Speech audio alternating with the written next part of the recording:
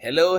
Nigel here again from NigelShaw.com. And today I want to share with you an interesting update by Kris, the CEO of Crypto.com. And I've been hearing some bad backstories about him for some time ago before he joined Crypto.com. And I'm very glad that he brought it up and clear the air, because I think it's quite annoying when there are things hanging around that is not resolved.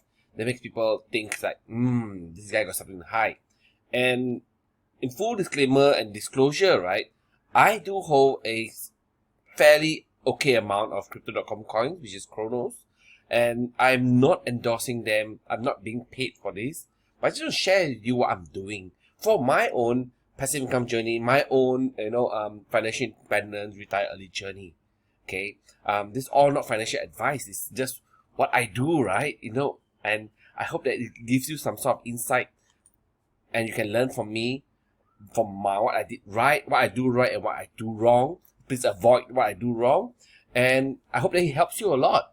So let's go through what Kris shared. So he said that there's more targeting Crypto.com coming, and this time about a business failure that he had very early in his career.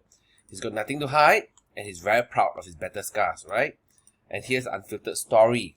Okay, so let me get my video away. Okay, so it's very important to note that my early failures made Kris who he is today as an effective operator who knows how to both grow business and manage risk.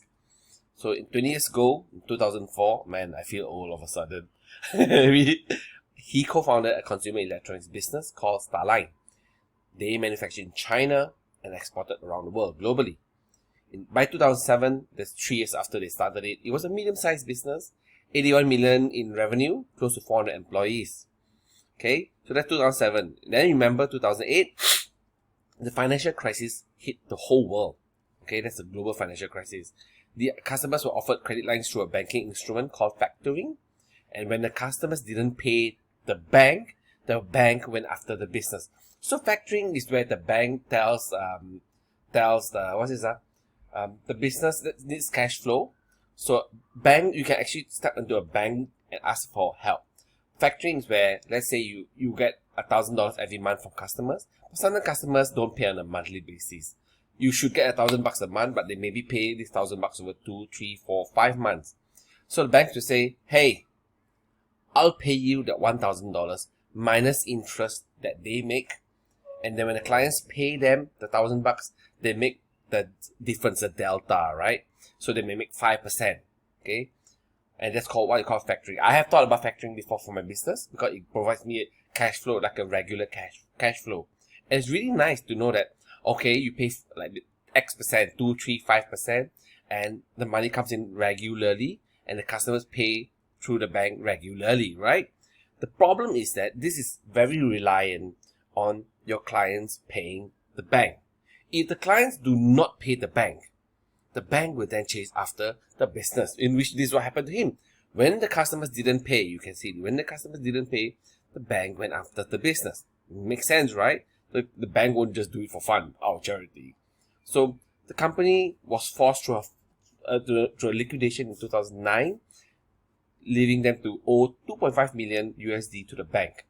As one of the co-founders, he provided personal guarantee for the debt, so they went after him. This happened when he was 30 years old, and being bankrupt was a very painful experience that taught him the painful lessons that he carried today. So he learned that he would not borrow money or use financial leverage to drive growth. He will not engage in business models where the more you sell, the less cash you have. And always be prepared for a financial crisis. Like right now, it's a bear market, it's a winter market for crypto. Not just crypto, the whole freaking world, right? We just are walking past COVID. Now we are walking past Russian's illegal invasion of Ukraine, right? So it will affect you in ways that are hard to predict, which is true. Even my business right now in Singapore is also being affected. Things change, policies change, right? People are scared of being affected again, right? So much things change with inflation, interest rate, It wasn't predictable then. So armed with this, he was determined to pay back the debts. So he started a new business in e-commerce, and it worked out well, and he repaid the bank in full by 2012. So from 2009 to 2012, about 3-4 years, he paid back the bank.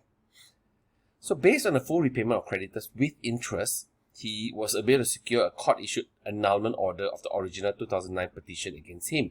So it cleared his name, right? That means he's no longer bankrupt. He cleared everything, okay? He paid back. So you must understand, this is very powerful. I feel the same. So it resonates with me, okay? I do not owe people money. And especially people who put money with me, be it for the businesses that I'm going to grow, the businesses that I'm growing, right? I feel like the personal responsibility, a fiduciary duty. So I will never want anybody to put their money with me and lose money. I'd rather pay you back. That's me. I can't stand it. Okay, that's me. I can't stand it. So I can understand. To clear the name, restore the status quo. So he did the right thing. It's just the right thing, right? So then they end up selling the business called Be Crazy for 21 million in December of 2013. Hey, that's pretty decent. This guy, 21 million is not bad. So to aspiring entrepreneurs, he says this: startups are hard. You'll fail over and over. Learn from your mistakes and don't repeat them. Don't compromise on your values, even when things get rough. Act ethically. Let me do the right thing. Do the right thing, and people will support you. So he's proud of his scar tissue and the way I preserve it in the face of adversity. Failure taught me humility, how not to overextend, and how to plan for the worst. Above all, it taught me to never give up, because only those with the tenacity to keep going and growing will eventually make it. So try, fail, learn, try again, until you succeed.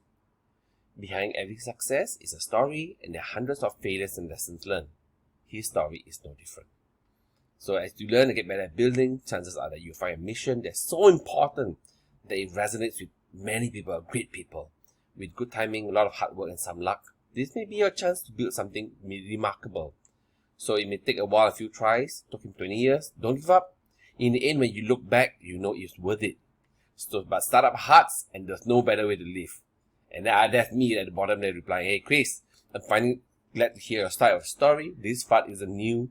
I've been hearing it since MCO days. So keep sharing your side and push crypto.com forward. And I'm really excited and very glad that Kris shared this story and to clear the air. And I hope that it's helped me somewhat. I do hope that crypto.com survives. I do hope that my speculation, what I hold in Crow coins will grow from where I input money. My average is about maybe 8 cents one. So right now it's hovering about 6.5, 6%. So I've actually lost a bit of money. But I'm holding for a good mid to long term. And I'm really hoping that crypto.com will become the top 5 of the global exchanges in the world. And I would like their crypto.com coin, the Cronos coin, to also reflect the market cap of that.